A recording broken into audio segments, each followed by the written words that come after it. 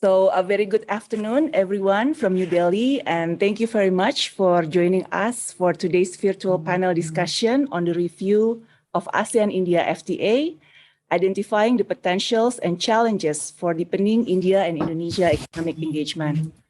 I would like to acknowledge that we have around 100 participants registered with us for this discussion today, which not only come from Indonesia and India, but also from other ASEAN countries, as well as other parts of the world. And these participants come from various backgrounds, from governments, business associations, Chamber of Commerce, as well as research center.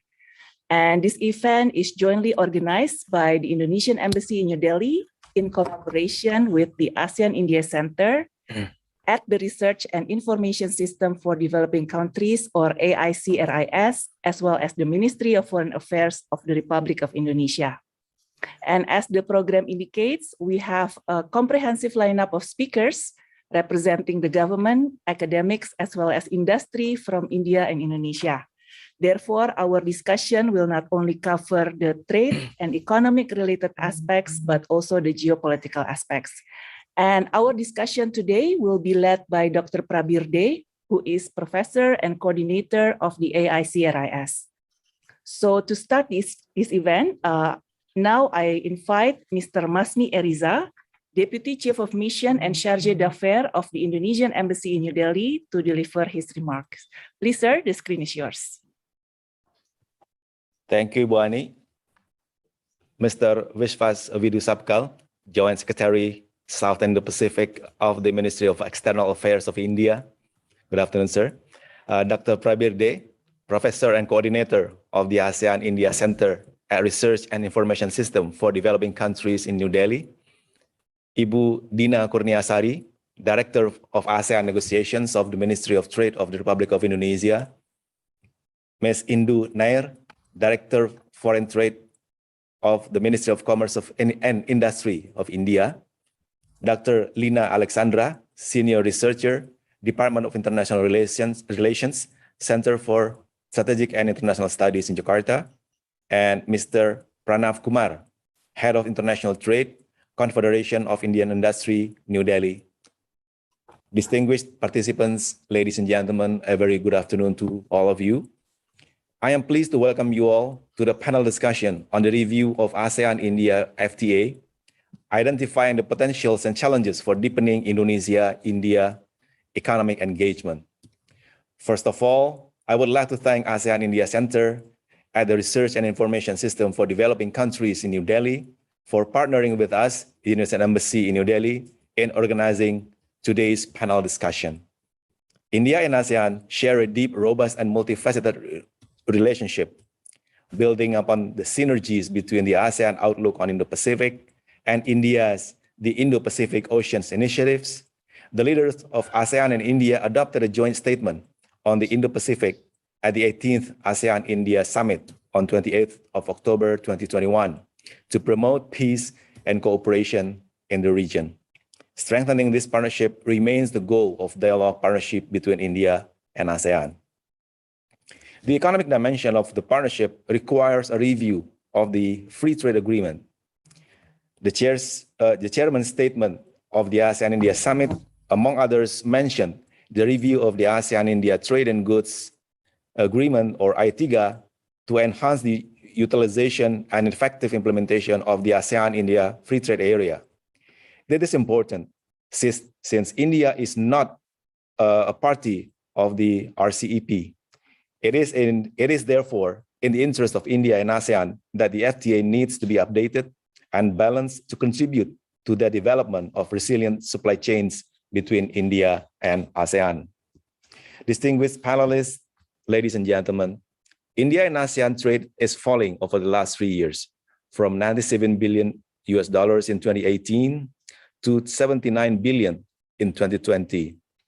In the first half of 2021, it is only $42 billion. While we are fully aware that the pandemic still could be considered as a culprit of this not so encouraging number, we also believe that a reordering of the FTA and a better utilization of it could lead to expanded trade, particularly through new supply chains. On the bilateral front, India is Indonesia's top 5 trading partner, while Indonesia is India's 9th largest trading partner, with a total trade recorded at close to $14.2 billion in 2020. For India and Indonesia's size and diversity, this figure clearly has not reflected the full potentials yet. Both countries need to have a more diversified basket of goods and services to take the economic partnership to a new level and reach $50 billion bilateral trade in 2025, as aspired by our 2 leaders. It is, of course, in our best interest that every effort to boost up trade and investment should not be spared. By the end of 2020, India and Indonesia have established the Working Group on Trade and Investment to start the discussion on the preferential agreement between India and Indonesia. Due to the extensive opportunities and sectors for economic engagement between us, I believe the economic bilateral engagement should cover not only trade in goods, but also services and investment. I do believe that by participating in this panel discussion, we are in the right place and the right time, because I am sure this virtual discussion will not only actively deliberate on various issues to enhance bilateral ties between Indonesia and India, mindful of existing collaboration in all levels between our 2 countries, but also come up with recommendations based on the lessons learned from AIFTA, which serve as takeaways both for the review and anticipate stumbling blocks, issues, and catalysts during the review, both from the economic and geopolitical perspectives. To conclude, dear panelists, ladies and gentlemen, I wish you all a very successful discussion, and I thank you very much. Thank you very much, sir, for your wonderful remarks. And next, I would like to invite Joint Secretary South and Indo-Pacific, Ministry of External Affairs, Government of India, Mr. Vishwas Vidhu Sapkal, to deliver his remarks. Please, sir, the screen is yours.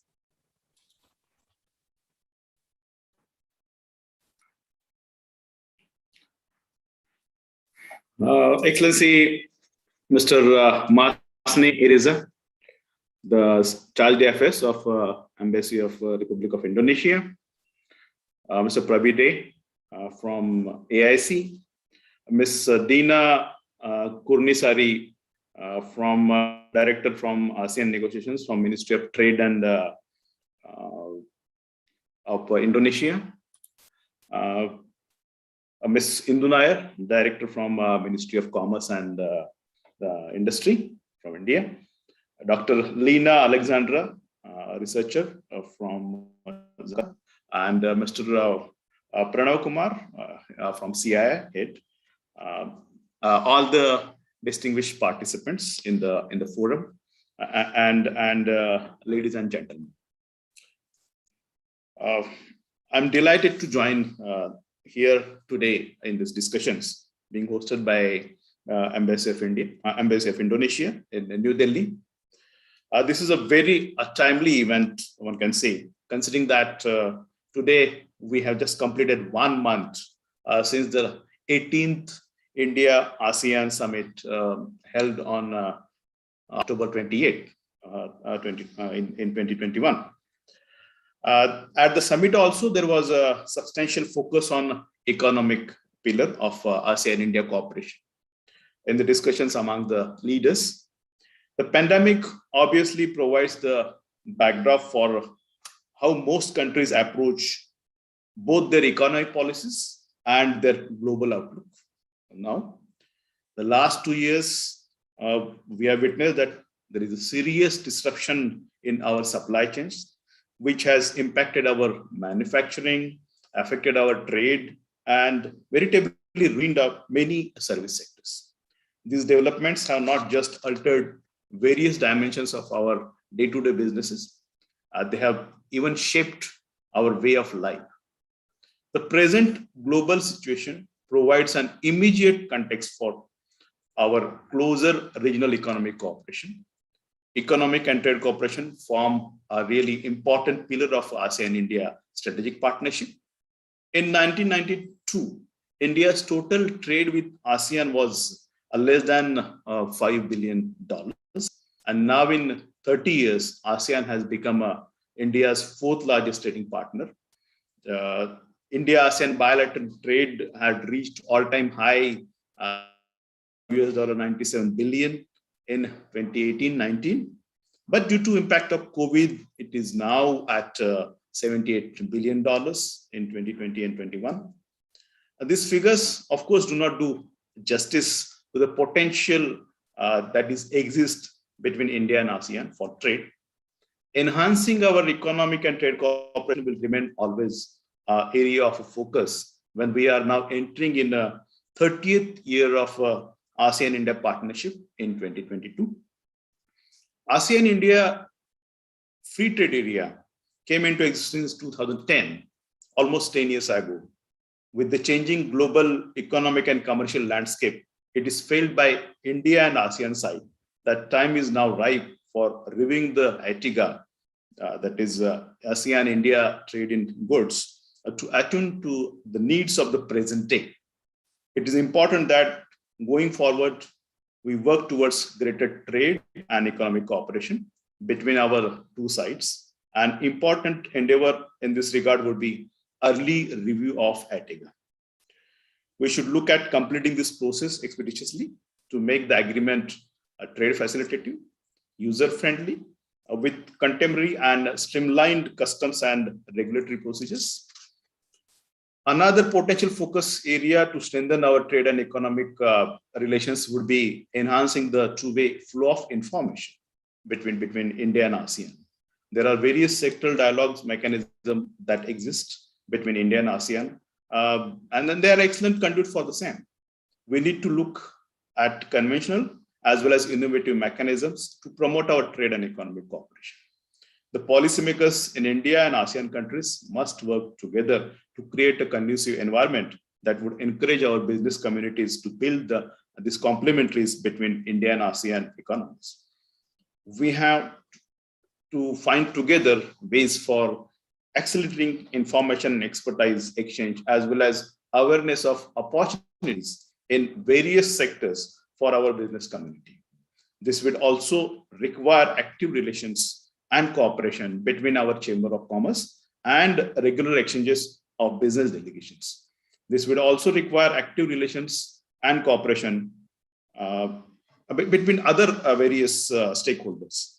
Effective use of existing ASEAN-India mechanisms in this regards, like ASEAN-India Business Council, AIBC, set up in 2003, would go a long way in promoting business and networking.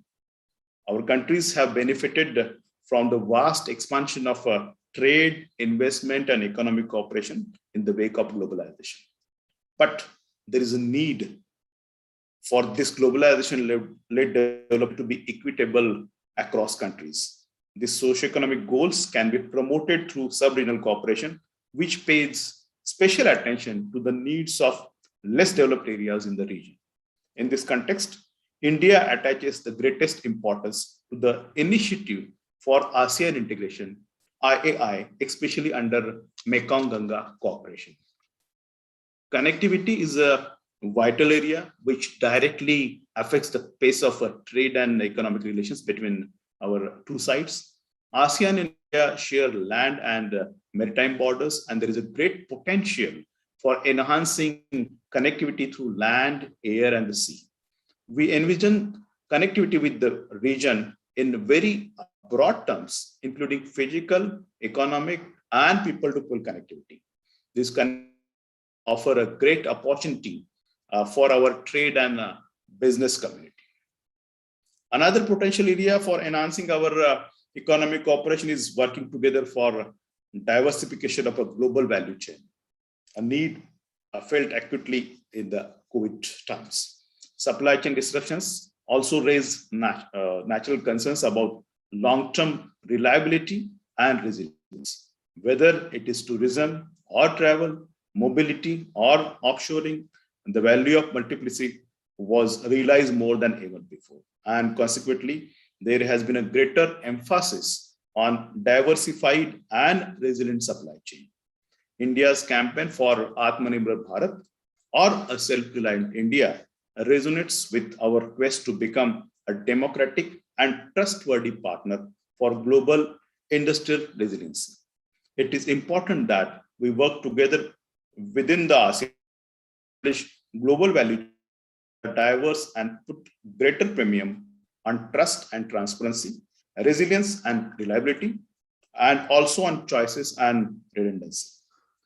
The strengthening of ASEAN-India trade mechanisms is bound to play a significant role in enhancing India-Indonesia trade partnerships. India and Indonesia, we are comprehensive strategic partners with millennia-old civilization ties. The Bali Yatra, or Voyage to Bali festival, which is still celebrated in Odisha, is testimony to our common maritime history and trade ties. Today, Indonesia is India's second largest trade partner in the ASEAN region. Our leaders have set the target of enhancing our bilateral trade to $50 billion by 2025. Geographical proximity, large size of market, strong economic complementaries, and various other things offer immense potential to further expand our trade relationship. Recently, at the 18th ASEAN-India Summit held in October 2021, India and ASEAN have signed a joint statement for cooperation in AOIP, ASEAN Outlook on Indo-Pacific, for peace, stability, and prosperity in the region. Under this joint statement, India and Indonesia can look at further strengthening our comprehensive strategic partnership through exploring opportunities in the economic, commercial, and connectivity sector, complementing AOIP and IPY, Indo-Pacific Oceans Initiative. I hope the discussions today will generate new ideas and provide a good opportunity for policymakers from India and ASEAN countries to further discuss ways to strengthen India, Indonesia, and India-ASEAN economic relations. Thank you. Thanks a lot. Thank you very much, sir, for your very inspiring remarks. And before I hand over to Dr. Prabirde, let me invite participants who would like to pose questions or comments to the panelists to type them in the Q&A box throughout our discussion. My colleague, Mr. Gustav Sirait from the Ministry of Foreign Affairs in Jakarta, will later take up your question and convey it to the panelists during the Q&A session. So without further ado, let me give the screen to Dr. Prabirde to lead the discussion. Thank you.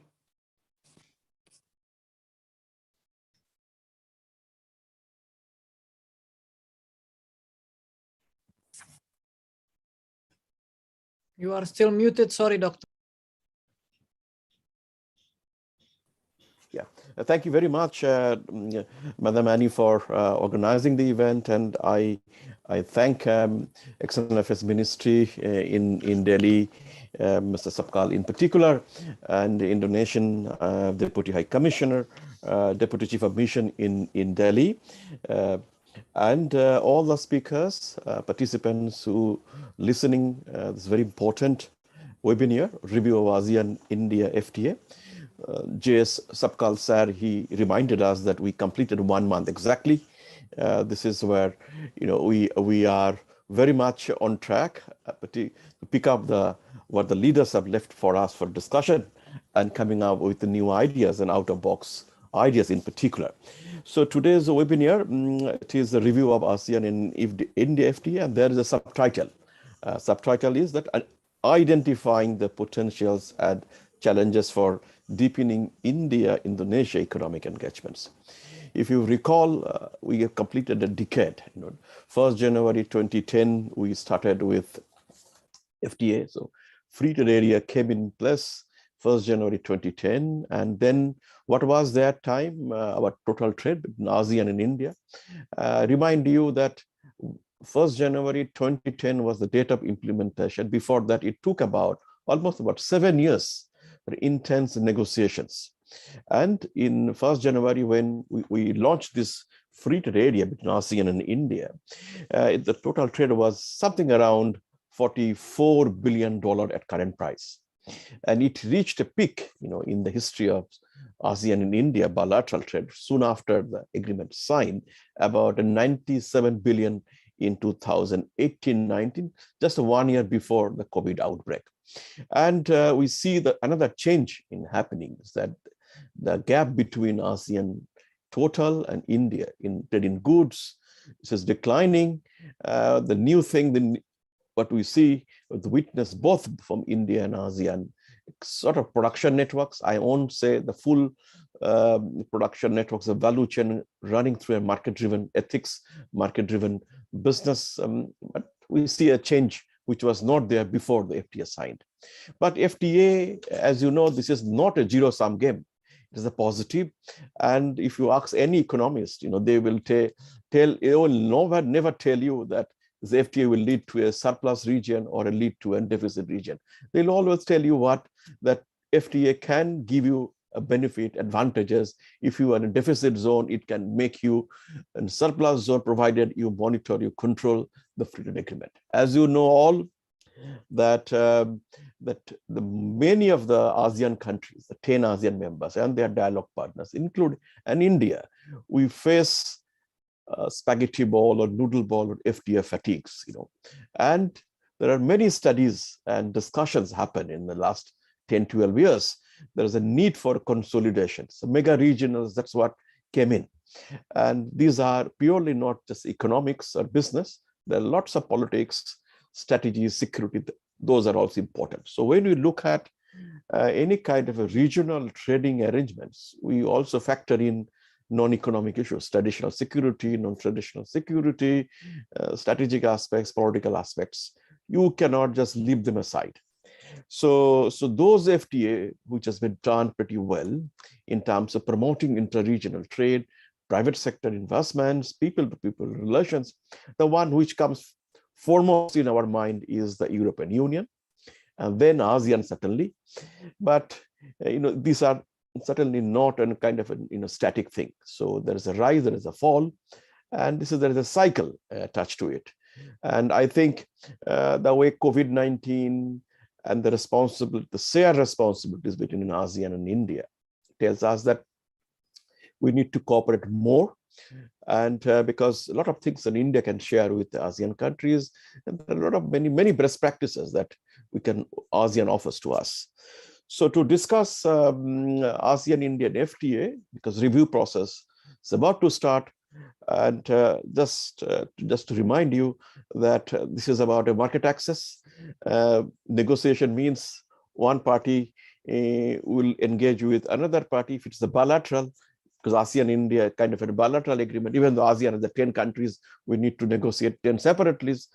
10 separate countries have 10 different kinds of tariff schedule, non-tariff measures, etc. Whereas the advantage ASEAN countries on India is that India is a single market. So this was not there. The single market concept of India is not there in the last time in 2010, because India, there were many domestic barriers, moving goods from one province, one state to another. So for last 3 years, India has been a single market through a GST and advanced very further. So this has given lots of opportunities for trade. ASEAN getting higher access to. That's what I think, there are studies indicate that facilitation of trade has actually helped both the parties in having a higher market access, be it a domestic and in between, that is called international. But market access also brings you and everyone that there are lots of barriers, right? And what kind of barriers we face, the studies that we have been doing at ASEAN-India Center and many other places, that barriers are primarily between India and ASEAN countries. It is about non-tariff measures, the standards, the recognition of standards, and many others like, there are still, peak tariffs. Some of the goods are very high at the both end. There are many, in the negative list.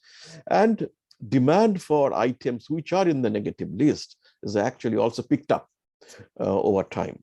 So when we review those, we need to very carefully look at what are the products those were excluded, but picked up the demand, and the demand has picked up by the consumers. So that's also we need to look. Ultimate goal is that for ASEAN-Indian FTA evaluation is, one is that we need to support value chain, private sector, that is ASEAN advantages. Indonesia, for example, Singapore, Malaysia, Thailand, very strong, Malaysia, strong, Philippines, very strong, vibrant private sector. So also in India. It's democratic forces, they match each other, they understand each other. So this is what we see in coming next 10 years, 2030 still, we will see many production chains, production links, value chains, whatever you call it. The present form, this is a thin kind of the volume wise, if you look at the value chains, it should be strengthened. And whatever we do, we see more people. That's what the Joint Secretary Sapkal, he told us, and also the Deputy Chief of Missions, that any kind of an FTA should lead people-to-people relations. That's important. New potentials, new areas, which I see that, investment areas, services, we haven't done much, and there are many issues, and moving particularly the independent professionals from Philippines or India going to ASEAN countries, visa restrictions, etc. There, the area which we need to work more closely on energy and technology sectors. So these are the new areas which might pick up an interest both from ASEAN private sector and India as well. Joint Secretary rightly said that enhancing the flow of informations. So new mechanisms required, as well as sub-regional cooperations. If it's ASEAN is a hub, there could be some spokes around it. So IMTGT, ACME, SEL, MBBT, MTC, those. So we need to also give some add a momentum on that. So with such just a brief background about today's webinar, I invite the speakers in order, like Ms. Dina Kurniasari. She is the Director of ASEAN Negotiations. She's directly handling the negotiation from ASEAN and Indonesia, Ministry of Trade, and then followed by Ms. Indu Nair. She is equally, counterpart of Ms. Dina in Ministry of Commerce. She is handling ASEAN at the Ministry of Commerce and Industry, followed by two very important speakers, Dr. Lina Alexandra from CSIS. CSIS is one of the prominent think tanks from the region. And then Mr. Pranav Kumar, who is handling the international trade and CII, the views of Confederation of Indian Industries, the business sector. I thought that should be somebody from Kadin, but somehow it's not there. So Pranav will be sharing the Indian perspectives, and I have shared some of the questions to all of them. So the time for each is about 10 minutes, and my task is to keep my watch, and please restrict the time within 10 minutes. And if you'd like to pick up any of the questions that are shared to you, please feel free to do so. And with that, I invite Ms. Dina to take the floor, and over to you.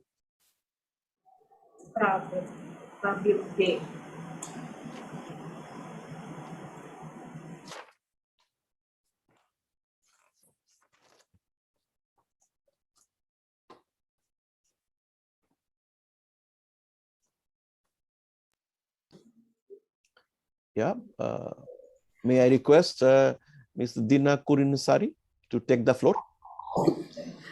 Thank you, thank you, Pak. A very good afternoon to all of you. I saw many familiar faces. Deputy Chief of Missions, Bapak Masni Elriza, very nice to meet you again, Pak. Joint Secretary, Mrs. Sri Vidsas Vidus Sakal, Professor and Coordinator, ASEAN-India Center, Mr. Dr. Pranav. Hopefully I can call your name correctly, Pak. Senior Researcher Department from CSIS, Ibu Lina, Alexandra, distinguished panelists, participants, ladies and gentlemen, and also I would like to extend appreciations for Indonesian Embassy in India, as well as ASEAN-India Center in New Delhi, for inviting me as one of the speakers in these very important events. I'm very pleased to meet you all, and I believe that this forum, this platform can be used as effective communication for all of us to have the same understanding regarding the process of the upgrading or the review of ASEAN-India FTAs. Can I just show to the screens my presentations, please?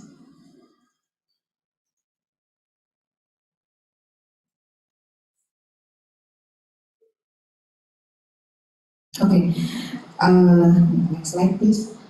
To begin with all of you might be already alert that Indonesia ASEAN-India Free Trade Agreement, we can call this as the incremental or the evolutionary FTAs, was signed at the 13 August 2009. And Indonesia already ratified the agreements through the issuance of the Presidential Decree number 40 2010. It already been implemented since the 26th of August 2010. So it's already been 10 years already.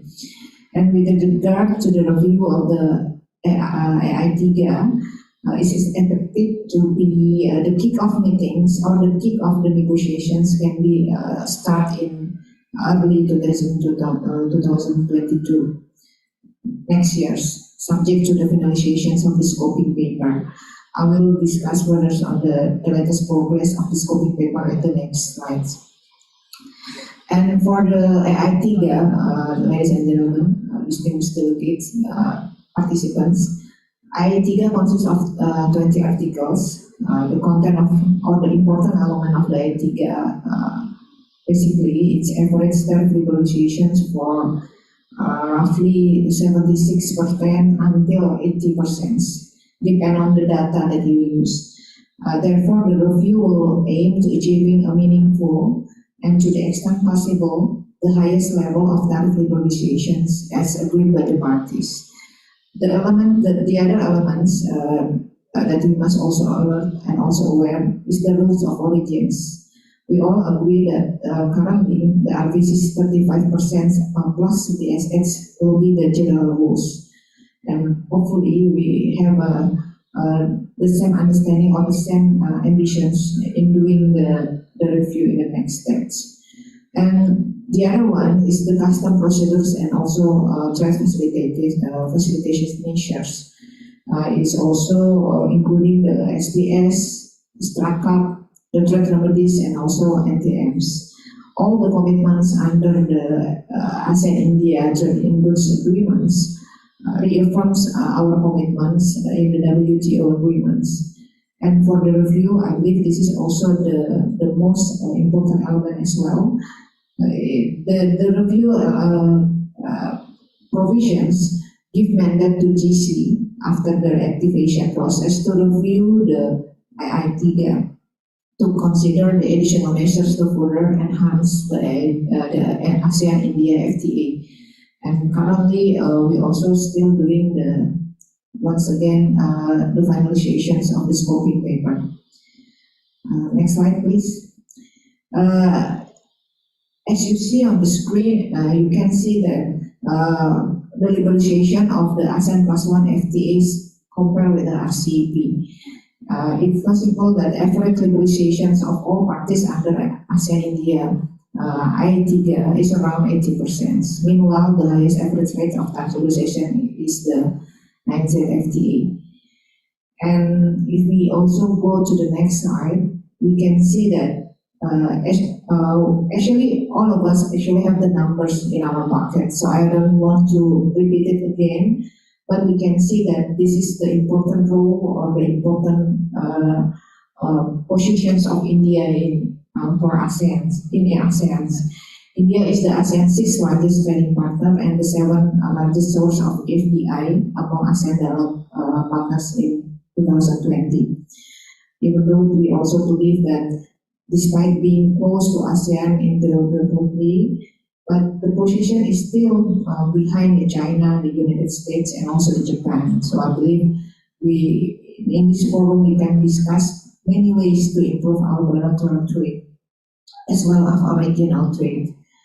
And in the next slide, we can also see that India also have a very important role for Indonesia as our important or the largest trading partner.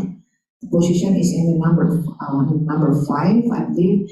And from this point, we can see there is still many room for both of us to improve our bilateral trade.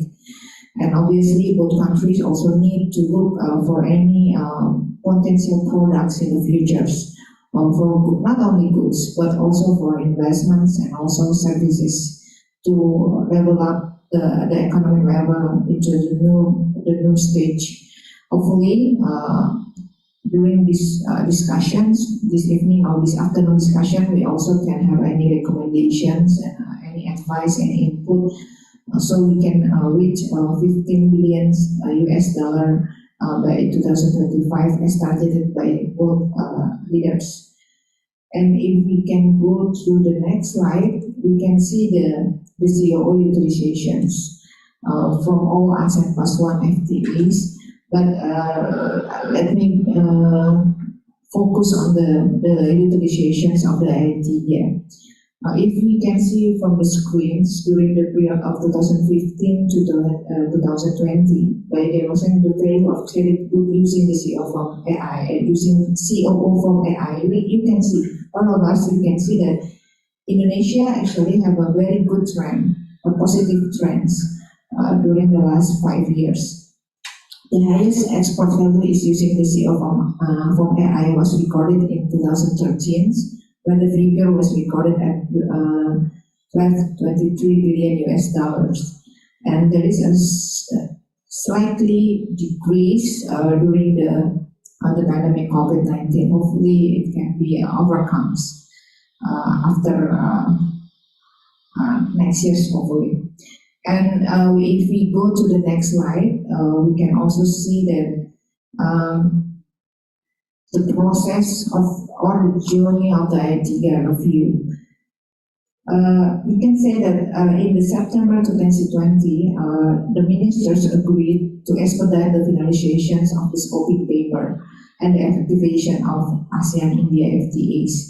The scoping paper, I believe, is a very important element, a very important paper, because it's aimed to set up the possible element that could be negotiated during the review, and also the scoping paper, I believe, will not prejudge, pre-negotiate the outcome of the AIT review. And currently, we already sent actually the scoping paper based on the input from all member states of ASEAN to India, and we are still looking forward for any input from India. Next slide. And in this slide, we would like to emphasize, even though that there is many process going on, there's so many efforts. We also already undertaken many coordinations with related agencies and ministries. But however, there is some challenges in doing the review process. First of all, the commitment to review the agreement deemed too ambitious to some countries. There are a gap regarding the ambitions amongst the parties to finalize the scoping paper. And the second one, I believe there will be a different views in finalizing the scoping paper, particularly for the very important issues like ROO, and then also the issue the PSR, and then the DPT and SPS. And there is many there is many articles in the scoping paper that have not been cleared yet. So hopefully, as soon as possible, we can finalize the scoping paper, and then we can go to the next stage. And the third one, the joint committee has not been established yet. The joint committee, as I have been said earlier, has playing a very important role in doing the review of the ASEAN-India FTAs. So there is no consensus yet regarding the establishment of joint committee currently. So hopefully this issue also can be resolved soonest, so we can have the same understanding or the same stage of ambitions of these matters. And I believe this is not the last, but the current pandemic situation has resulted difficulties for the parties to communicate intensively and effectively. As well, many economic emerging issues have been distractions to the focus of any upgrading negotiations. And I believe this process, the whole process, the global trends also impact the negotiation process as well. And the last but not the least, many parties actually, because or due to the global trend, also somehow create any policies which also violate the objective of the AIFTAs and create impediment that might rise and negatively affect our negotiation process. So in this regard, during the discussion, I believe we can discuss elaborately regarding the current trend, the current issues, or any policies that may bring negative side to our negotiation process. And if I may go to the next slide, this is the scope of the review of the AIDA. Like I just mentioned earlier, the ASEAN Secretariat and also the all ASEAN member states already compile all the input regarding the scoping paper of the review of the AIDA. It consists of the objective, guiding principle, the scope and review, and the arrangements for the reviews. But once again, we have sent the documents to India on 12th November. Few weeks ago, yeah, November, but we're still waiting for positive response or support from India. Hopefully, maybe from Bapak Masni and also the embassy, Indonesian embassy can also help us, assist us to persuade or to have a gentle reminder for our counterpart in India so they can give further response towards these documents.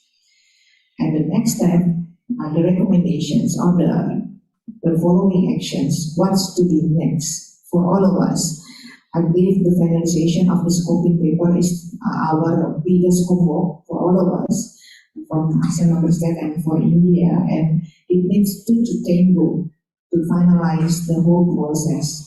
Hopefully, the finalization of the scoping paper can be finalized next year, early next year, during the IM retreat. The IM retreat will be conducted in February next year. So we have a very time constraint to finalize the scoping paper, and we need a very strong commitment for all of us to finalize the scoping paper. And the next one will be the activating the FTA Joint Committee to oversee the review negotiations. After that, we can setting the review work plan or work program. The work plan or the work program will consist of the timeline and then also the objective, the targeted, and also the overall ambitions for all the parties. And we will then embark to the negotiation process. And hopefully, the signing of the protocol to amend the AIDA can be conducted as soon as possible. I believe it will need 2 years, roughly, for ASEAN member states and also the +1 partners to not only finalize the negotiation process for the upgrading negotiations. And then after that, we can ratify the documents and then it can be entered into force. All the process hopefully can be achieved during the next 2 until 3 years as targeted by ASEAN and also hopefully by India. I think that's all for the latest progress for the review of ASEAN-India FTA.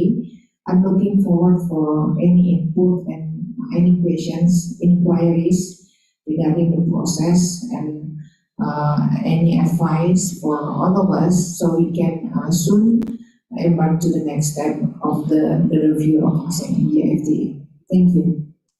Thank you very much, Ms. Dina Kurniasari. Thank you, and very detailed presentations. And also, you very clearly said the way forward, what's next to be done. And to me, 2 challenges, I think, were from scoping paper to ratification. 2 challenges. One is the global scenario of COVID. You yourself said the 4 challenges. The last one was on the COVID challenges, which is coming up. The new challenges on the health sector, pandemic, etc. Other one is the setting up the joint committee. So these 2, I think, the most important. But nonetheless, an excellent presentation, setting that stone for the today's webinar, and also, encouraging us to have a new thinking on the review of the FTA. Thank you, and let me move on. And I invite the next speaker, Madam Indu Nair. She is your counterpart in a way in the Ministry of Commerce. She is handling ASEAN. She is the director in the Foreign Trade and ASEAN Division. Over to you, madam. Thank you. Excellency, Mr. Masni Risa, Deputy Chief of Mission, Indonesia, Sri Sapkal, JSMEA, Dr. Prabir De, Professor, AAS, Ms. Dina, Ministry of Trade, Indonesia, esteemed speakers, ladies and gentlemen. A very good afternoon. It's my pleasure to be a part of this important discussion on the potential of India-ASEAN FTA. Next year, India and ASEAN are completing 30 years of our strong partnership, and it is being celebrated as the year of India-ASEAN friendship. I'm hopeful that we would be formally initiating the ASEAN-India Trade in Goods Agreement review next year. We are keenly engaged on finalizing the scoping exercise in time so that it will be a fitting tribute to our friendship commemoration. Ms. Dina had already taken us through a comprehensive presentation. She had already shown us the journey we have traveled till now. And she has also highlighted the challenges currently we are facing. Right now, both sides are finalizing the scoping exercise. We already had 2 rounds of negotiations on the scoping, and India received ASEAN's new draft on 12th November 2021. Currently, we are in consultation with our stakeholder ministries and customs to finalize the provisions of the scope. Now, since Ms. Dina had already gone through the entire process, I would now restrict to some of the main points related to India's ambition from the FTA.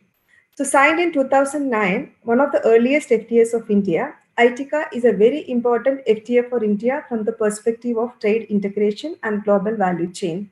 India and Indonesia are 2 of the 5 original signatory countries who ratified the FTA in 2010.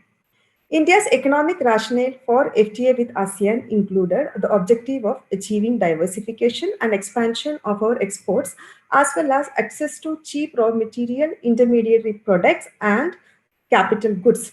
In the FTA, India had kept only an exclusion list of 11.6% of the tariff lines. To enable Indian manufacturers to source product at competitive price, significant preferential treatment was offered under chemicals, base metals, machinery, and mechanical appliance, etc.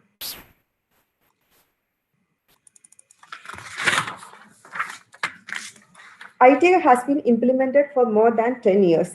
During this period, India's trade with ASEAN has obviously increased. India's trade with ASEAN has increased to US dollar from US dollar 45 billion to around US dollar 97 billion in 2018-19. Obviously, this is the trade figure prior to the pandemic period. The trade has contracted subsequently due to the pandemic situation, but we could achieve 97 billion in 2018-19. But however, the value of trade achieved is very less compared to the US dollar 200 billion target kept by our leaders. We are yet to even achieve 100 billion mark. I would like to highlight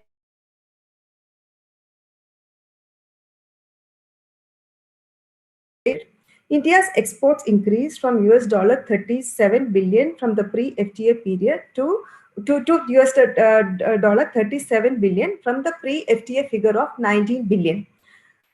Here again, the trade figures I'm mentioning are of pre-pandemic period. However, FTA has contributed to only in a limited manner in offering access to ASEAN markets. As per our internal analysis, more than half of ASEAN's exports are coming to India through the FTA route. But India is yet to reap the full benefit of FTA for its exports. Lack of reciprocity in tariff concessions in the ITICA is one of the major reasons for less utilization of FTA by India. While India had committed and implemented 74.3% of tariff elimination under ITICA, some top ASEAN partners offered less and unequal tariff concessions. Countries like Vietnam and Indonesia have offered very unequal tariff concessions to India. For example, Indonesia's tariff elimination was limited to 50%. As you have seen in the presentation, the tariff concession in ITICA was limited to 80% overall. As due to their less developed status, LDCs were also offered a longer period for implementation of their tariff concession schedule. So the tariff schedule of Vietnam, Philippines, Cambodia, Laos are fully getting implemented from 2021 onwards, and it is concluding in 2024 in some countries like Vietnam. The effective utilization, and considering that Vietnam is a major trade partner, at the time when we signed the agreement in 2010, Vietnam was not established as a major trading country. But now, considering the status Vietnam has achieved after the signing of the FTA, the kind of tariff liberalization we have offered to Vietnam, we could not get the same level of market access to Vietnam market. That is also one major reason why we could not utilize the FTA fully or reap its benefits fully. The effective utilization of ITICA can now be only assessed only after the schedule is fully implemented by all ASEAN partners. Let me come to imports now. Imports into India from ASEAN had increased manifold during the FTA period, which has resulted in ballooning of our trade deficit to US $23.82 billion. The large import of fuel and palm oil from the region is one of the reasons for India's unfavorable trade balance with ASEAN. India imports around 8% of its essential fuel import from ASEAN. The dynamics of trade thus are inherently in favor of ASEAN, irrespective of the FTAs. So for the FTA to benefit India, because of this inherent unfavorable trade position, it is essential that ASEAN markets offer more tariff advantages to India so that we can maintain a sustainable trade. Now, let me have a look at the India-Indonesia bilateral trade under the FTA. Indonesia is the second largest partner of India in ASEAN with a bilateral trade of around US $18 billion. We had reached a trade of 20 billion pre-FTA period. However, considering our target of 50 billion, this is very moderate. Trade with Indonesia amounted to 22% of India's total trade with ASEAN. Our bilateral trade has been steadily growing over the years. Despite the ongoing pandemic disruption, the result of the first 2 quarters of 2021-22 are quite promising. We have achieved a record growth of 71% in the first 6 months. Trade ministers of both the countries have recently constituted 2 new joint working groups to strengthen our engagement on trade promotion, facilitation, and investment. We also had several rounds of high-level bilateral engagement in the last few years and even initiated some preliminary discussion on signing a limited bilateral FTA with Indonesia. But let me also acknowledge that the trade dependency of the partners on each other is still insignificant compared to the potential. For example, India has only a moderate 5% share in Indonesia's total trade. India's contribution in Indonesia's global imports of US $141 billion is a mere 2.7%. Similarly, though India is Indonesia's 5th export destination, India's share in Indonesia's total exports is just 6.4%.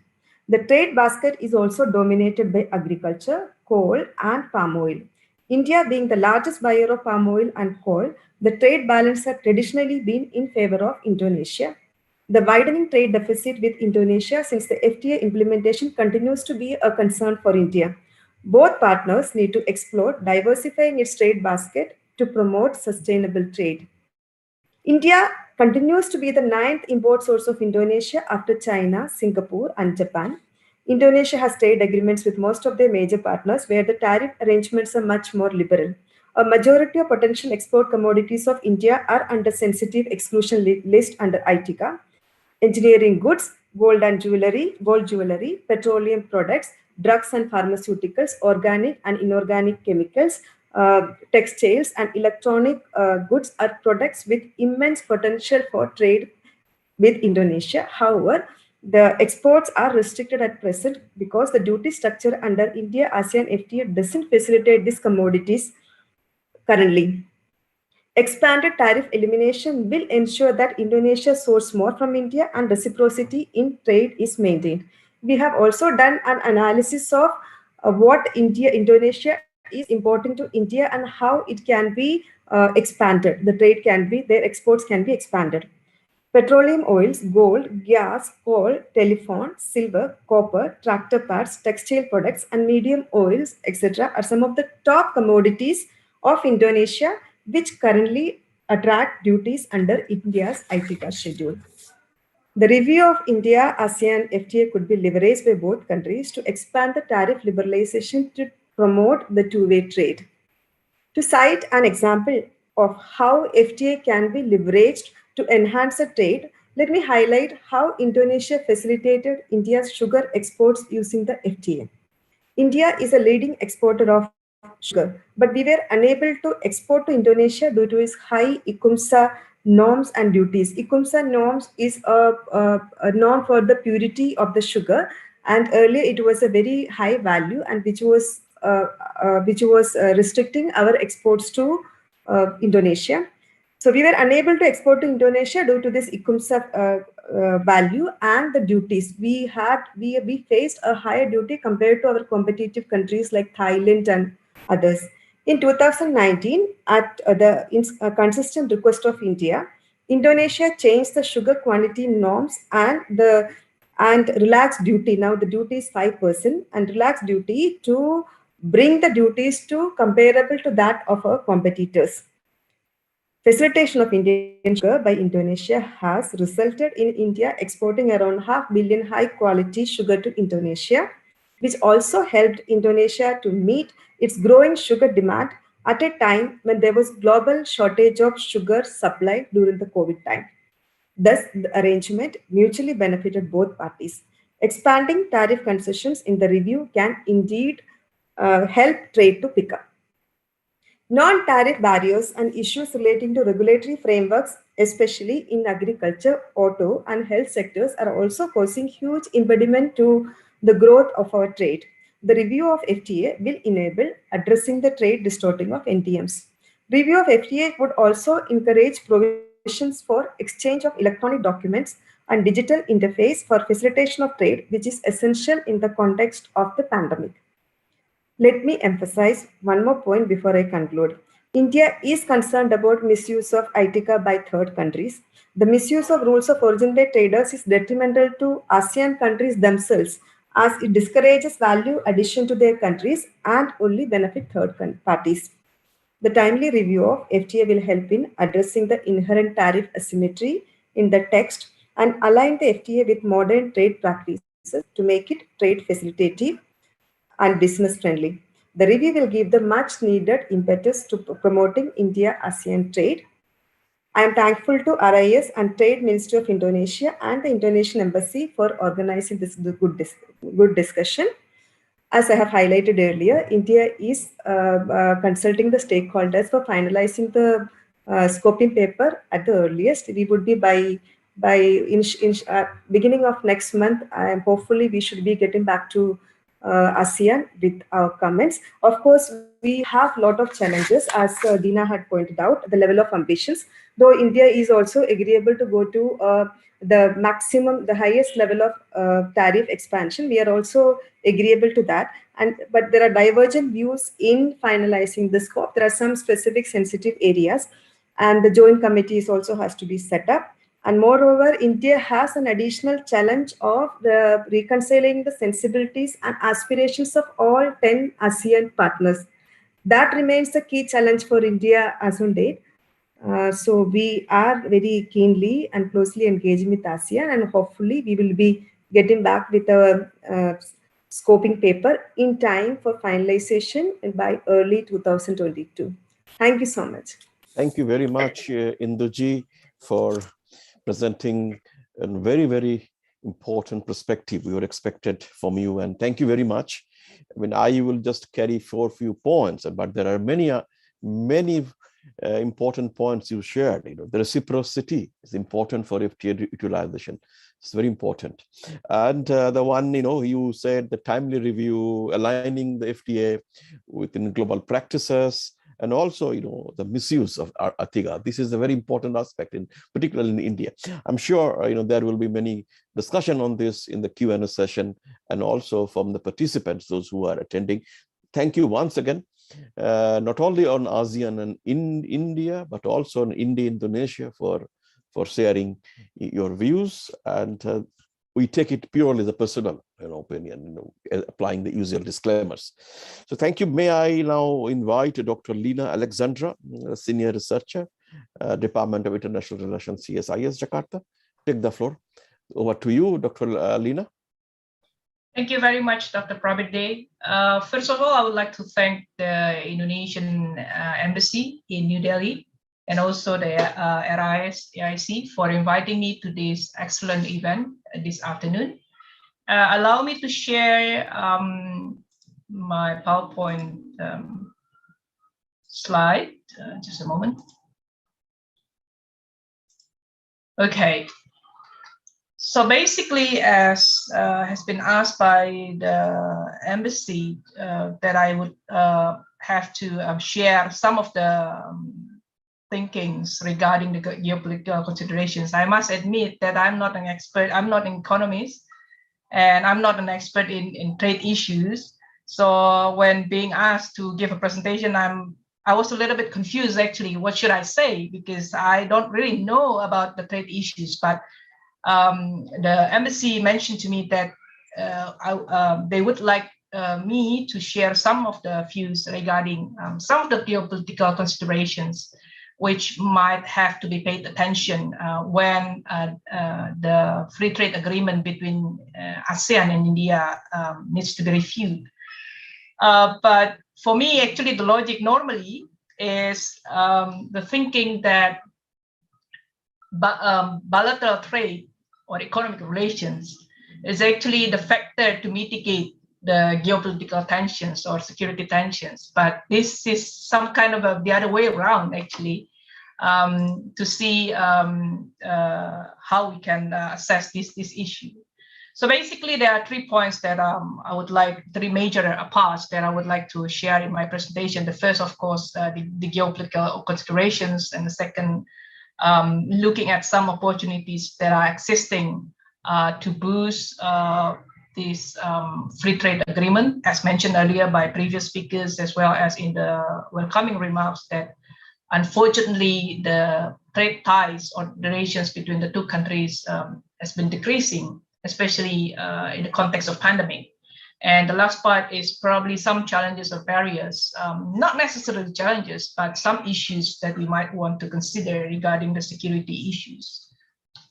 So I think I need to skip this part because almost all the speakers already mentioned about this. But basically, this is just to highlight that there has been existing commitments and willingness from both parties to forge or to enhance the cooperations between the two sides, ASEAN-India, Indonesia-India, so on and so forth.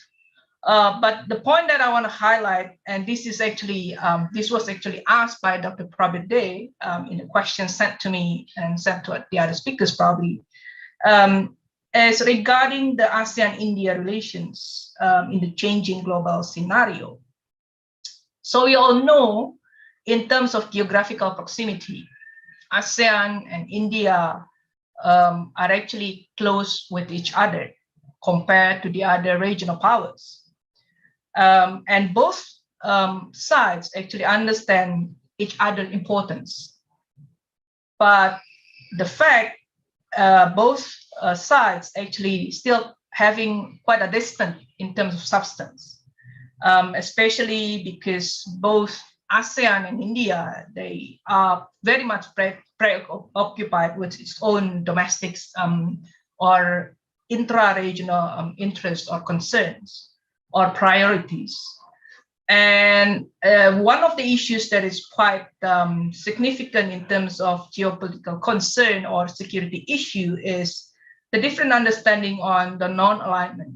ASEAN, we all know, most of the member states, they see that close, tight alliance with major powers is a big no-no. And basically, ASEAN wants to maintain balanced relations with all superpowers and major powers and regional powers. But India, to some extent, we all know India is quite close with the Western, in this case, it's the US, and India is in terms of competition with China. So that is the context that we might have to understand. So basically, in terms of opportunities, the first thing that we all know here is the unveiled plan for India's Act East policy in 2014. This is a follow-up from the previous idea of looking to the East policy. And this is actually a very good policy by the Indian government to start looking at ASEAN or Southeast Asia region as another potential strategic partner for India. But we have to admit that this is still quite limited because instead of reaching to all ASEAN member states, India is still playing so much at the border areas. You can see from the initiative of VCIM here, India still reaching only Myanmar in this issue. And with the other issue of BIMSTEC, for example, so it only adds Thailand instead of another Southeast Asia countries. In terms of trade relations, there has been some quite significant trade relations with Singapore, as far as I know. But then again, it's not really so much with the other ASEAN member states. So basically, the other opportunity also is the quite recent ASEAN-India Blue Economy Initiative. In the ASEAN-India Commemorative Summit in January 2018, the Vision for the Future ASEAN-India's Strategic Partnership, it has been mentioned that the maritime domain as one of the key areas for partnership. And I think this is quite true because this actually linked to the idea of Indo-Pacific, linking between Pacific and Pacific Ocean countries and Indian Ocean countries. And both countries, I think, as Indonesia is an archipelagic state, and India is quite a strong maritime state as well, there is certainly potential and opportunity to be developed in terms of developing the maritime cooperation, or you can say as blue economy. And if not with all ASEAN member states, because some countries are actually landlocked, at least this is one of the potential area that can be developed in terms of the relations, the bilateral relations between Indonesia and India.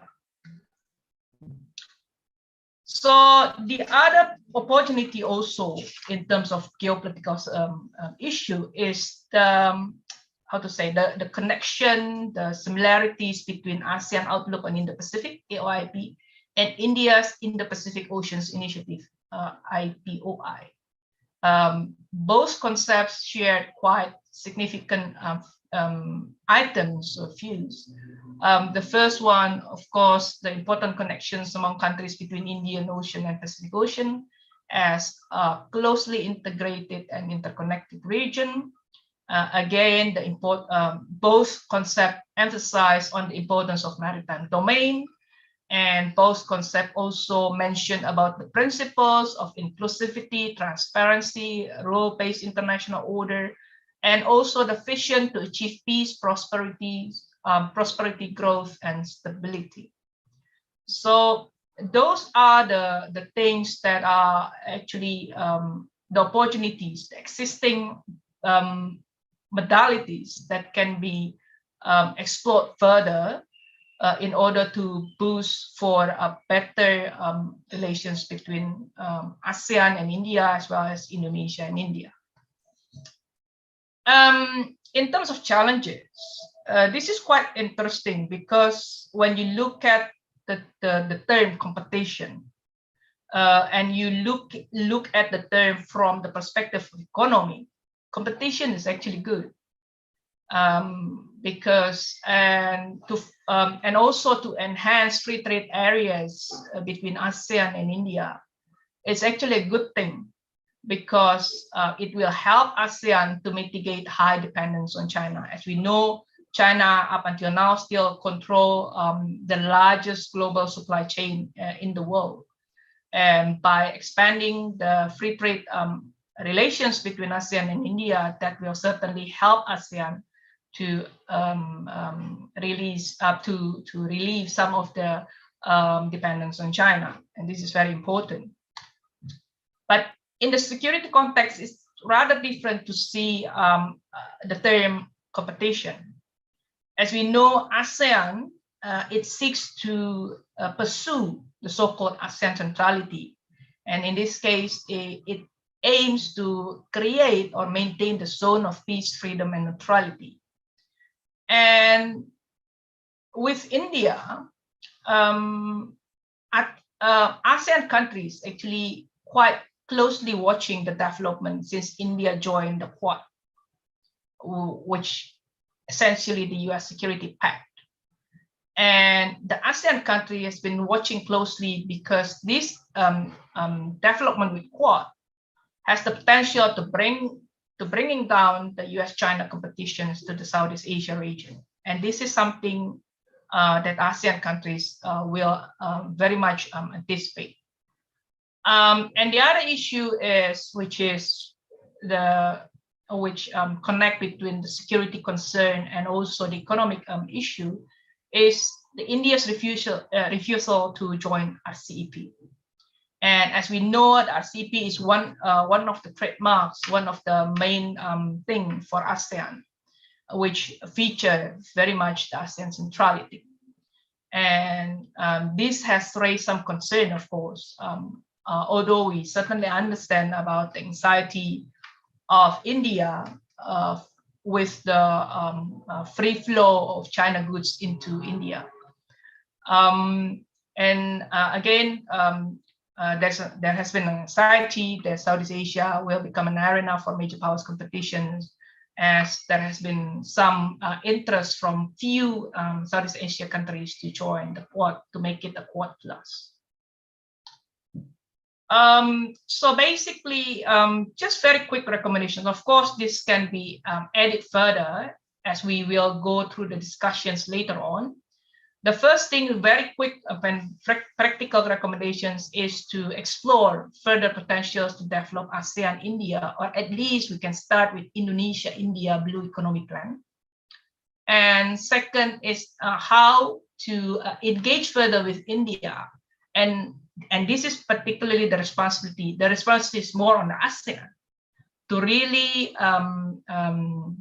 share the idea, and then basically share idea, communicate further on the importance of regional partners, including India, not only India, but also including India, to help support the ASEAN centrality in mitigating the major power rivalries. So with that, I think I'll stop there. Dr. Prabir, I certainly can answer your other questions, but probably probably participants will ask about that. So I can answer that during the Q&A sessions. Thank you very much. Thank you, Dr. Lina, for raising important issues, even though those were not part of pure FTA negotiation or FTA in goods discussion. But I found these are very, very important, the blue economy and the ASEAN centrality. You also brought in the competition is good, an important point, very important. India and China, both dimensions you have talked about. So thank you very much, Dr. Lina. Let me go to the last speaker, Mr. Pranav Kumar, who is heading the international trade and CII. So Pranav, over to you. We are running 10 minutes behind the schedule, but I leave it to you. Your time is there. I will Yes. be as brief as possible. Thank you very much. The critical point which I wanted to share has already been very well articulated by our senior officer from Department of Commerce, Mr. Indu Nair. But more importantly, let me first express my sincere thanks to the Embassy of Republic of Indonesia, ASEAN-India Center, and RIS for giving this opportunity to me, and of course express the in-industry viewpoint. And so this is, of course, a very important subject, and we are extremely happy that at least some momentum has started with regards to the review of ASEAN-India Trade in Goods Agreement. And we are hopeful and we are hoping that soon the scoping exercise will be over, and then the serious and more negotiation will start with an aim to conclude the review sometime as early as possible in 2022. And we are all looking forward to that. But some of the points which Ms. Nair has mentioned, like, and that we have been articulating and sharing with our Ministry of Commerce and Industry, like misuse of the FTA agreement with ASEAN, the misuse of rules of origin and by the third country and all, and more importantly, the non-tariff measures. He mentioned about pharmaceuticals, he mentioned about agriculture products, which we are not able to get the meaningful access in ASEAN market. But looking at the, in fact, a lot of data and history has already been shared by various speakers. But more importantly, what I would like to bring it here that we are talking about deepening of India-ASEAN trade investment relations. And when we talk about deepening of trade investment relations, this should not only pertain to goods. Pravir in his remarks mentioned about European Union integration, EU integration, but we all are aware that is the most successful example of economic integration, and that has not happened only because of the trade in goods. It's a trade in goods, services, investment, movement of people, so all aspects were covered. Then only we see the kind of textbook example of EU integration, though it's another story that now UK is part of that Brexit because of Brexit and all, but of course, EU is the kind of standards for all of us to replicate and move forward.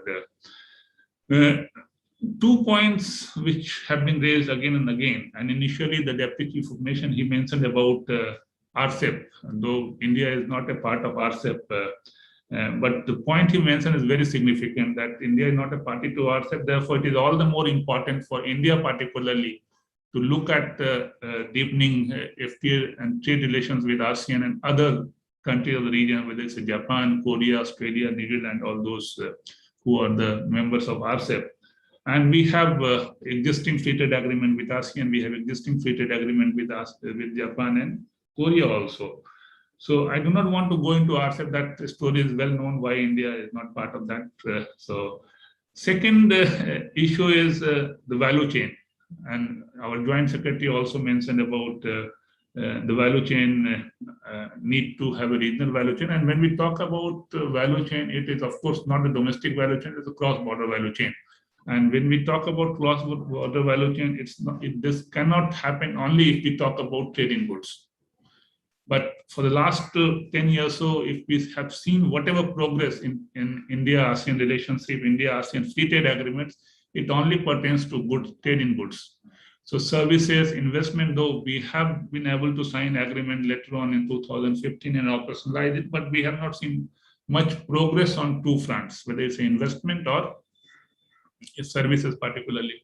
In fact, Pravir has raised this question to me also, that services and investment between ASEAN and India need a stronger support. What would be the interest of Indian industry in services trade particularly? So no value chain is possible without having a strong two-way trade relations, two-way investment relation, or two-way services trade relations. So these aspects we have to focus upon. And coming to the services particularly, because that part has not been covered, most of the speakers, they have very well articulated the goods part, particularly the trade in goods, which almost we touched the 100 billion mark before the pandemic, 97 billion. But on services front, we need to make real progress. Then only we can achieve the real integration, because next year when we are going to celebrate the 30 years of India-ASEAN strategic partnership and India-ASEAN friendship year, then of course the friendship cannot happen if we do not have free movement of people and more deeper relations, particularly in the services sector, particularly. So, as you all know that in services, particularly, we are strong in IT naval services. In fact, in RCEP also we raised this issue. In India-ASEAN in services negotiation also we have raised this issue. We want more meaningful market access for our services professionals, particularly. So that is one aspect we need to cover. I know that is not part of the ASEAN-India FTA review because that is only pertaining to goods, but on services we have to, sooner or later we have to cover if we at all are serious about developing a very robust value chain between India and ASEAN. In services, I think it's not only the image which has been created that in services only India would gain. It's not like that, because if you look at some of the ASEAN countries, whether it's Thailand, Indonesia, Malaysia, all are the very attractive tourist destination. Many of the Indian tourists, they are going, they are spending. So Singapore is again is very attractive destination for Indian students. So my point is that if we are really serious, we want to make India-ASEAN trade and investment relations really, we have to deepen it, then services should not be ignored. So that is important. I think it will be a win-win for both, because there are certain sectors where ASEAN countries are very strong, there are certain sectors we are strong, and so we would really like to see more progress on services. Coming to the value chain, particularly, Ms. Indu Nair mentioned about the non-tariff measures. And again, when we talk about value chain, it is very important to harmonize the standards. So, and we need to really work hard on it, because when we talk about value chain, it's Indian companies or companies based in ASEAN or maybe third country, because as far as I know, in ASEAN country, most of the lead firms, those who are leading the value chain, it is either a Korean company or a Japanese company. So of course, they have their own set of a standard they prescribe. So it is all the more important for both India and ASEAN to scale up our investment, improve our standards, harmonize so that we get integrated into those value chain. In the services already I have covered, because services again is important from the value chain point of view. Connectivity. And connectivity, though there has been a lot of work done, Prabir himself has done a lot of work on the India-ASEAN connectivity, but we need to further see the real progress on connectivity. When we talk about connectivity, it's not only the physical connectivity, the maritime connectivity, it is a digital connectivity, it's a people-to-people connectivity, and more important, air connectivity, that is also important. So that also help in value chain development with India and ASEAN. So these are some of the points which I wanted to. These are some of the points which I wanted to mention. I definitely do not want to repeat what has already been said with regards to goods and the issues with regards to goods agreement that has already been articulated. But one point, final point, is that if you see the trajectory of trade for the last 10 years, it's really asymmetric, I would say. And though the overall trade has increased, but the trade deficit has also widened. So we need to address that, I must say. And that is not a very difficult task, because we need to sit across, we need to address the NTS, we need to address some of the anomalies in the tariff structure and all, and that we will be able to address that. Thank you very much. Thank you very much, Pranav. You spoke on three important things, which I found very much part of this today's discussion. One is services. You highlighted free movement of human resources, and between India and ASEAN, services market is yet to be free in that sense. And when services comes, domestic regulations, So very important. Of course, we didn't have much time to discuss about those nitty-gritties and going in very narrow. But indeed, you highlighted that standards and all those things. So thank you very much, Pranav. And we have completed the panel discussion. 4 eminent speakers spoke many important issues, starting with Dina Kurniasari ma'am, Indu Nair ma'am, then Dr. Lina and Pranav both spoke well, and there are many new food for thought for our panelists and also for the participants to come out with the second stage of discussion. So I open the floor and I ask the organizers to manage the Q&A. Just to add here that Dr. Lina supposed to answer the second questions, which she wanted to speak. And also there are questions on the chat box. I found Dr. Klobarger, if I pronounce the name properly, from Bangkok. He raised 2 questions. Question 1, Dr. Lina can answer. Questions 2, if no one can answer this question, will Indonesia-India economic cooperation's implication for India's Northeast? I will come in. So with that, I invite the organizers to manage the Q&A, and I'm there to assist if required. Thank you. Thank you very much, Dr. Prabirde, our able moderator, and also dear panelists. So this is the Q&A session. Allow me to take up several questions from the Q&A boxes, the chat, and also questions deposited through other private channels. So firstly, let me just take up questions that has been mentioned just now by Dr. Prabirde from Dr. Plo Berger, CBIS Bangkok, that's the Chakrabongsa Bhuvanart International Institute for Interdisciplinary Studies. The question has 2 geographic focuses. Firstly, to what extent will Indonesia-India economic cooperation and Indonesia's commitment of becoming a maritime power offer a support for the Bay of Bengal concept for cooperation? And the second part, the big question is, will Indonesia-India economic cooperation generate an impact on India's far northeast region? He mentioned specifically Assam and Meghalaya. That's the first question.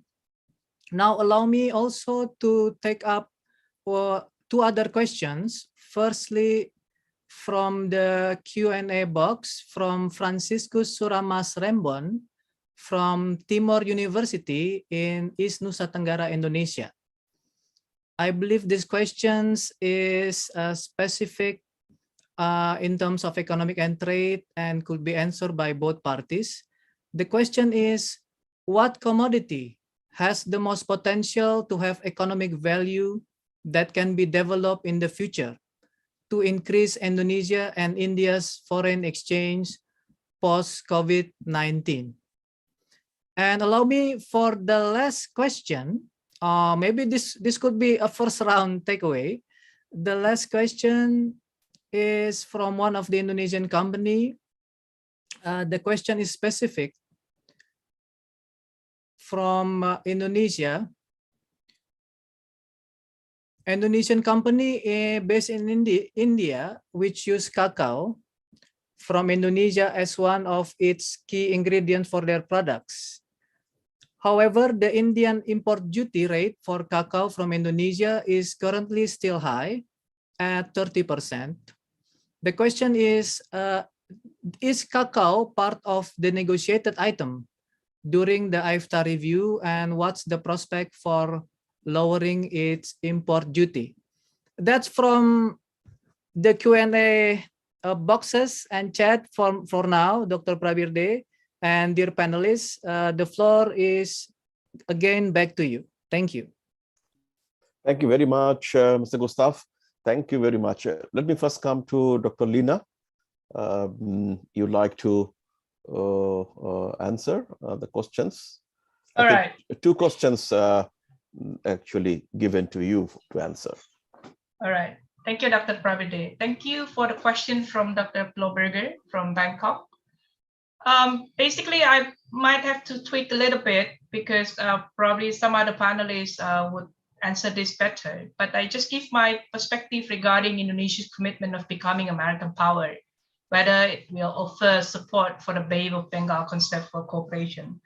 I think the issue is, of course, on the paper, yes, the idea of Indonesia becoming a real maritime power will certainly help to enhance or support the Bay of Bengal concept. But while this commitment was made by our president in the beginning of his presidency, currently, especially with the pandemic, the concept has not been so much developed, unfortunately. It needs to be, of course, the president has been focusing very much on developing investment, on infrastructures, I mean. But then the issue of developing the maritime infrastructure has been very much halted. And this is important on how Indonesia pursues first on how it will develop the capacities to become a maritime power, started from developing the infrastructures, so it will develop its economic power, and then it can support the Bay of Bengal concept later on. And as I mentioned earlier, with this Bay of Bengal concept with BIMSTEC, it also needs to be enhanced because so far it's still focusing very much focusing on the on a few Southeast Asian countries, only at the border with India, with Myanmar and Thailand. And in the future, this might need to be expanded further if possible. But with this, I might have to add, because this can be linked to the Indo-Pacific idea as well, as you asked, Dr. Prabir, in the list of questions. The idea that if I can refer to the paper, the article by Dr. Risa Sukma, our senior fellow in CSIS, the original idea actually was not Indo-Pacific, but it's Pacific Pacific Indo concept, the Pacindo. And with that concept, he mentioned about developing, that was released in 2015, the idea.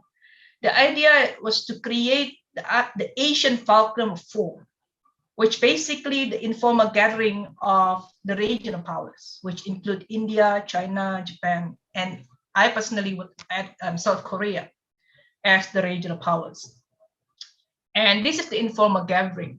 And this kind of issues of enhancing economic cooperation and exchanging ideas, share ideas, including Indonesia's aspiration to become a maritime power, can be shared and discussed.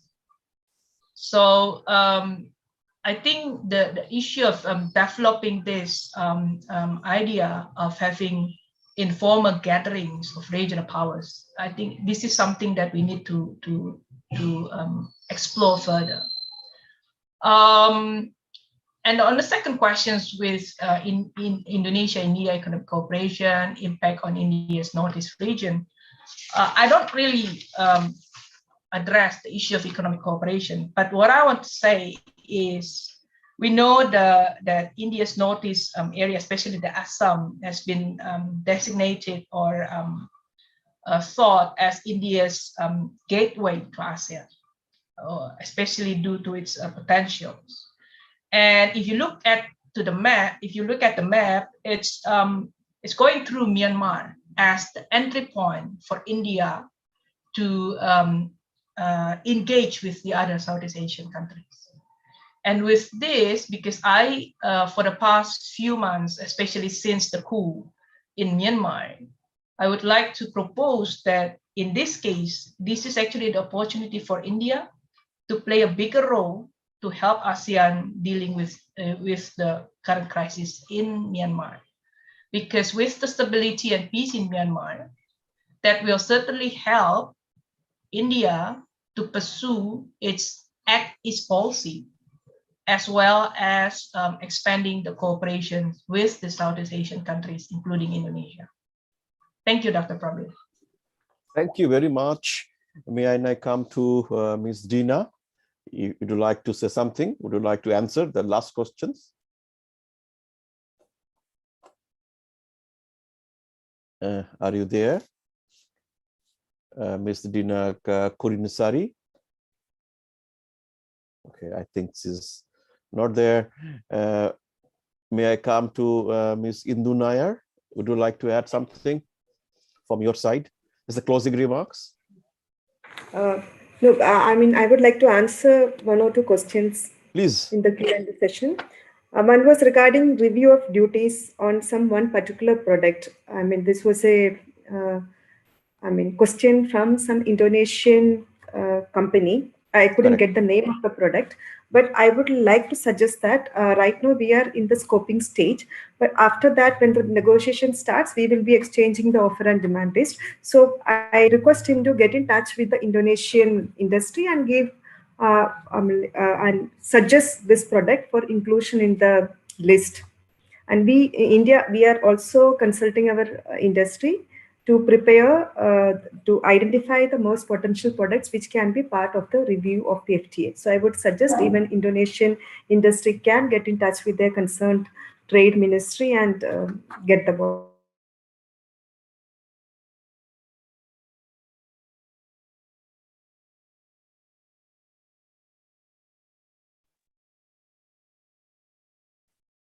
I'm sorry, it's like that you are muted, Ms. Indu.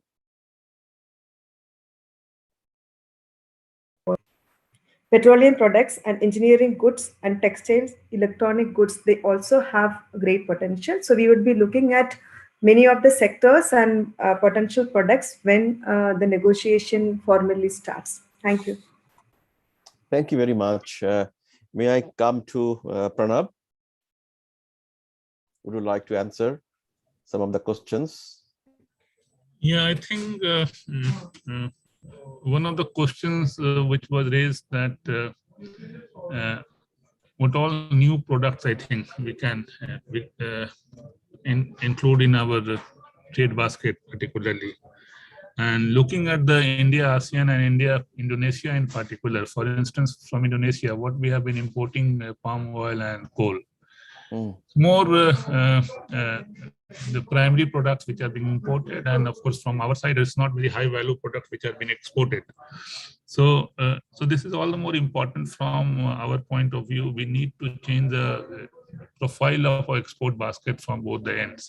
We have to just increase our bilateral trade because high value added, because so that is important, and that also applies for the ASEAN also, because if you look at our export profile, particularly what we have been exporting, it's largely petroleum products and iron and steel and some other primary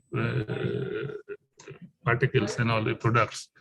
So this could happen again. I would like to reiterate that if we are able to have a more deeper trade relations, and we just try to address and some of the anomalies in the existing tariff structure in the FTAs, that will help attract investment, not only from India to ASEAN, ASEAN to India, but from third parties also, and that will help in deepening the value chain aspect. So,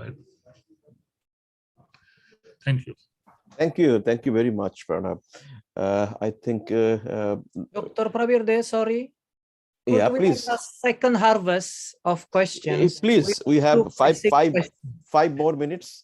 Yeah, I'm looking for Ms. Dina. I could not reach to her, so she's here, I think. Yes. Yeah. Ms. Dina, would you like to say something? Some questions? Yes, thank you for giving me the floor. I would like to try to answer the questions regarding the most potential have the economic value that can be developed in the future to increase Indonesia and India foreign exchange post-COVID-19. Based on my personal point of view, I believe we can strengthen our cooperations in pharmaceutical sectors, such as vaccines productions, supply of raw material for the vaccine productions, and also we can also increase the MNP for the health personnel.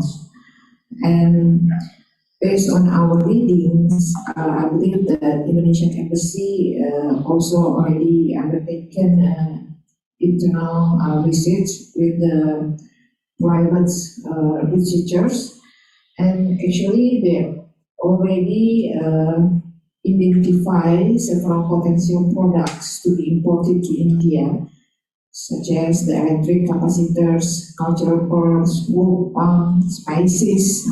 I believe that Indonesia has a very strong potential for the exportation for the spices, and also natural rubber, and also wood, tartanic oils, and also extract of coffee and chocolate. I believe we're gonna have a very good market in India. While on the other side, Indonesia can also, India can also import potential product like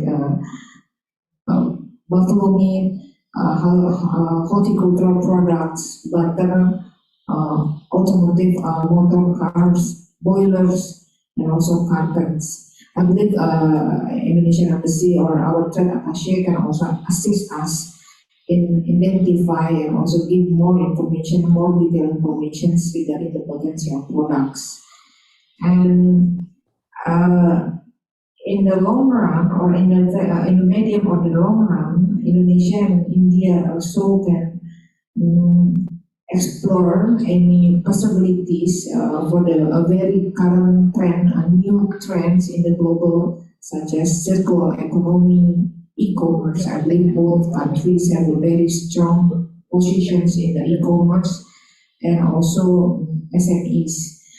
Those sectors, I believe, can be developed and be further discussed by both countries to increase the trade and also bilateral economic cooperations. And I'm trying to also answering the other questions regarding the influence and the success rate of the Indonesian trade in the ASEAN-India free trade agreements. Actually, based on my previous presentations, based on the data that I already presents during my presentations, there is a very positive trend for Indonesia in the context of ASEAN-India FTAs. And if we see from the utilization from the COO from AI, we can also see a very positive trends. Even though there is a slightly decrease during the pandemics, but if we can oversee from the five years period, we can see a very positive impact because of the AI FTA. So it can be there is more. I believe there is more room for improvements in the future, particularly when the review of ASEAN-India FTAs can be concluded and the scoping paper can be finalized soon in the future. And I believe both sides, both countries also can improve the socialization, the dissemination activities, because in the private sectors in many provinces, Indonesia is not familiar with the ASEAN-India FTA or FOM-II. They're already familiar with the ASEAN-China FTAs and other FTAs +1 with the bilateral partners. But for the ASEAN-India, we still need to improve our outreach activities or dissemination activities.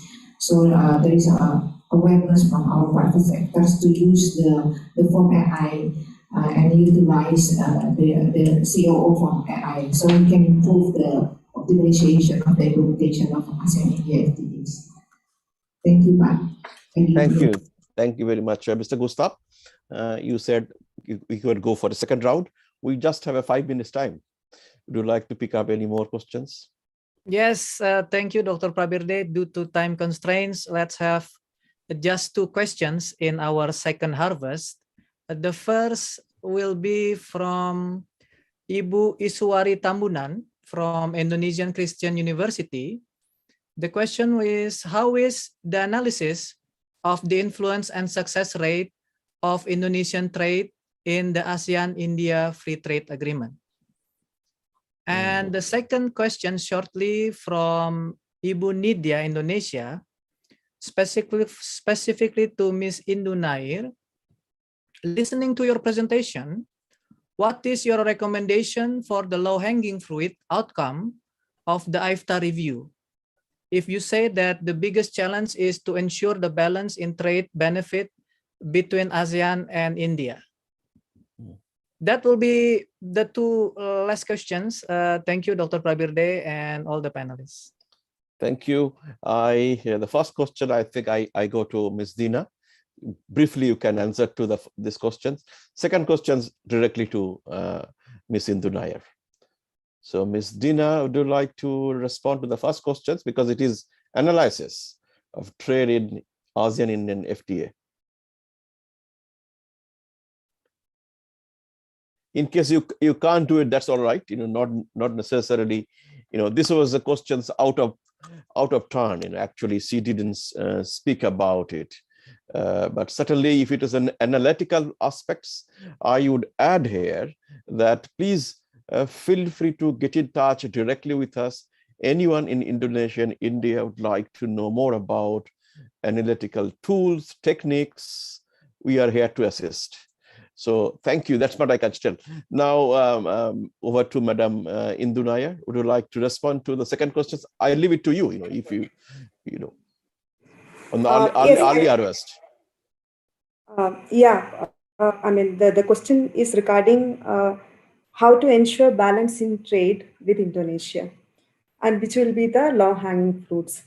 As I have stated earlier, the trade deficit with Indonesia, we traditionally have a trade deficit with Indonesia because Indonesia is a major supplier of our fuel requirements. Coal and palm oil are our most important imports, which we import from Indonesia. So to have a sustainable trade balance, it is important that India gets more access to Indonesian market. So currently there are a lot of non-trade barriers. That is one aspect. And secondly, as I mentioned earlier, our reciprocal trade is not happening currently because of the asymmetry in the tariff elimination schedule. This is a very old FTA which was signed in 2010 and which could not be reviewed for the last 10 years. So it is important that during the review, both sides look at the maximum tariff elimination which we can offer to each other, looking at the potential products and facilitate India's exports so that the trade deficit can be balanced and it can be bridged. Thank you. Thank you very much. So we have done the panel discussions. All four panelists, they spoke well, answers all the questions. So we close the panel discussion and we hand over to the organizer for the closing remarks and vote of thanks. We are on schedule so we are on time. Thank you. So Madam Annie Iluanti, would you like to give the closing remarks and vote of thanks, or should I come?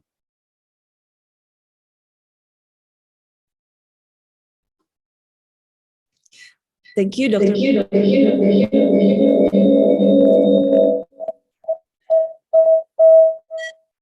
So I will give the opportunity.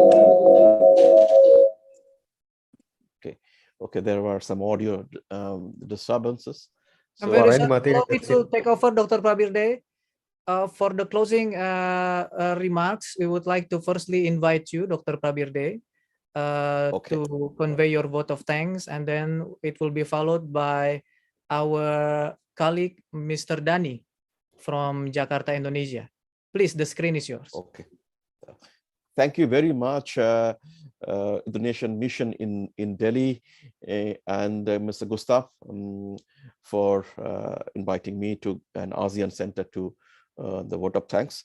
What I see from the discussions, three takeaways, major takeaways. This is just the first time I see a webinar on review of ASEAN-India FTA.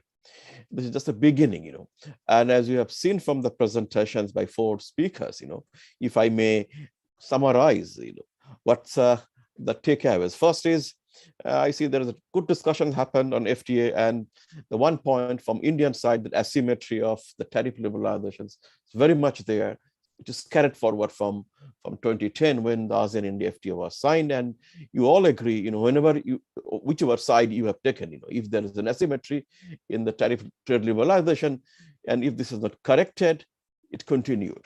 So hopefully when we come with a new schedule of tariff liberalization, this asymmetry will be corrected. So on FTA, we discussed by many important points, like Ms. Dina spoke about very well elaborately, the steps, the challenges. It is not just in the goods and services. There are issues like utilization of trade routes, rules of origin, etc., etc. So on FTA, there's enough good discussions. Speakers also pick up the questions and also answered, both sides from India and Indonesia. Then also from Dr. Lina, and she spoke quite well, and she explained the challenges coming from political scenario, unfolding global scenarios on security and strategic front. She also spoke about Indo-Pacific, blue economy initiatives, and the challenges that both India and Indonesia, have been facing on the economy. Thank you very much. So, and then the point number 3, which is on the business, Mr. Pranav Kumar, he spoke. He highlighted what the industry's needs about in terms of particularly services sector. So when it comes to ASEAN pillars, I found that these 3 sets very much fit into 3 pillars that ASEAN always talk about: security dimensions, economic dimension, connectivity dimension, people-to-people relations. So 3 pillars very much, discussed today's webinar. And these 3 are also India's very prominent Arctic policy and 3 Cs: culture, connectivity, and commerce. Next year, we will be celebrating 30 years, and I'm sure that this discussion is just a beginning. And both sides from India and Indonesia talked about going towards the scoping, coming up with the scoping paper, and hopefully the scoping paper will be ready next year, and then that will lead us for negotiations and completing the FTA review process. 2010, when the FTA came in place, there were many anomalies. There were many asymmetries. It didn't work well. In any way, FTA or trade relation or regional trading arrangements, they are certainly not a zero-sum game. We need to wait and see. So ASEAN-Indian FTA, which area actually presenting almost about a 1.5 billion populations, 5 trillion GDP. This is just pre-COVID figure, and huge middle class. So the FTA between them, which is just about 10% of global trade they cover, and 90% we can scale it up. So lots of, we think the new opportunities, huge scope to expand. So with that, I thank the speakers, the panelists, the participants, Indonesia mission in Jakarta, Indonesian Foreign Ministry back in Jakarta, Indonesian mission in Delhi, External Affairs Ministry, and ASEAN-India Center, RIS, for organizing this very important webinar. Thank you very much. Namaskar from my side. Selamat datang. Thank you very much. Okay. Thank you. Thank you, Dr. Prabirde, distinguished speakers and participants. I think it is my privilege to propose a formal vote of thanks on behalf of Indonesian Embassy in New Delhi and the Ministry of Foreign Affairs of Indonesia. I would like to take this opportunity to thank distinguished and excellent speakers, our Chair, Dr. Prabirde, Director Dina Kurniasari, and Dr. Lina Alexandra of Indonesia, as well as Director Indu Nair and Mr. Pranav Kumar of India, for sparing your time and share your precious thoughts and in-depth analysis with us. Our heartfelt thanks are also due to our Ambassador Sumadi Brotodiningrat. and then Ministry of Trade of Indonesia, CSIS of Indonesia, AICRIS India, CII India, and Ministry of Commerce and Industry of India for inspiring us in organizing today's discussions. We are grateful and thankful to all participants who have come not only from India and Indonesia, but also from other parts of Asia, Europe, America, and for your active participation.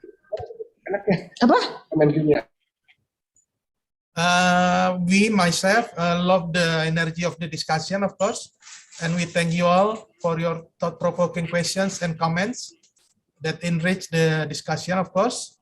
And from the panel, we have learned the importance of ASEAN-India Free Trade Agreement review by identifying some key interests of Indonesia and India, takeaways and actions to enhance both countries' economic engagement and produce some recommendation for the review process. So, Indonesian people often describe the outstanding long relation with Indian people as in saying, far from the eyes, but close to the heart. So I believe we believe that the strong connection and engagement among Indonesia and India businesses, industries, researchers, and other stakeholders can even be more bolstered and extended.